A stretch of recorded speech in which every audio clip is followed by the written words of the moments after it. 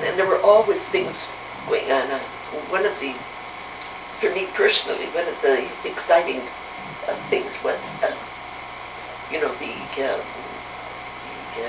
Mount Scopus was closed to Jews during those days before the war, and but it was worked out.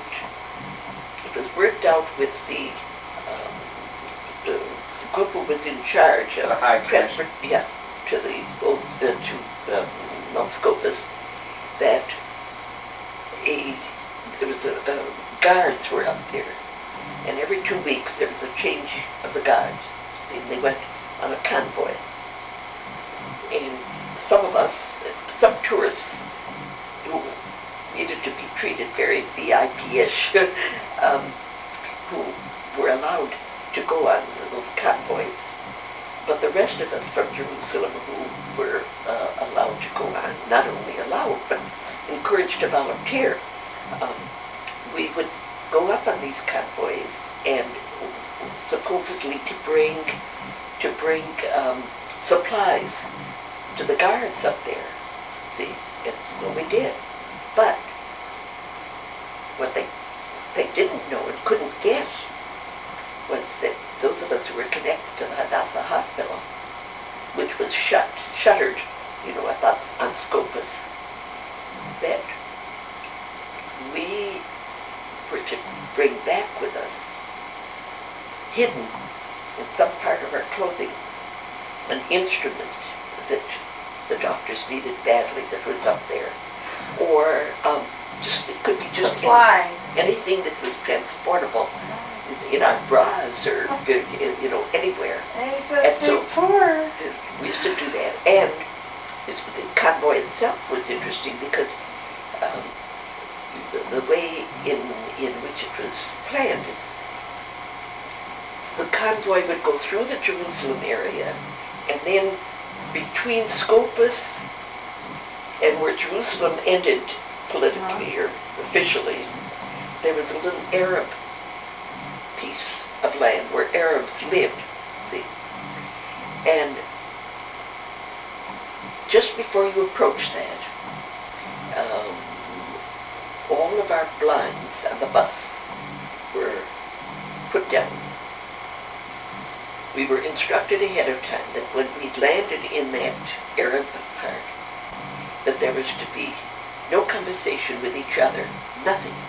We were not to open our mouths, we were not to have any activity, and to just look straight ahead.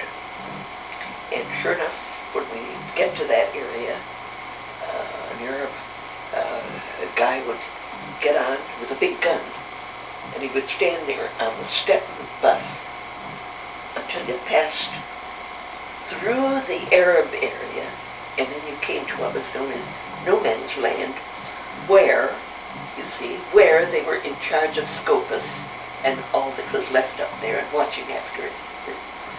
So I did that a number of times while I was there. And did you take things when you were up there? Yes, of course. I mean, whatever it was, the word would get to them over there as to what they had prepared for us, and we were even told, how to do it and everything.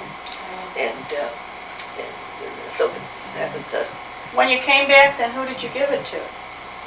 Some person in from doctors? Sure. Took it over to the hospital? The new hospital was built in Jerusalem. So these doctors had it to work with. These are doctors who had worked up on Scopus at the Hadassah Hospitals. All sorts of little escapades like that, and you could be sure that any tourist that got in on that, was mighty proud and happy with it. I don't know what they did with it when they got back to the state. It's possible that it wasn't talked about, because while it was active, it wouldn't have been, there was no wisdom in doing it. And then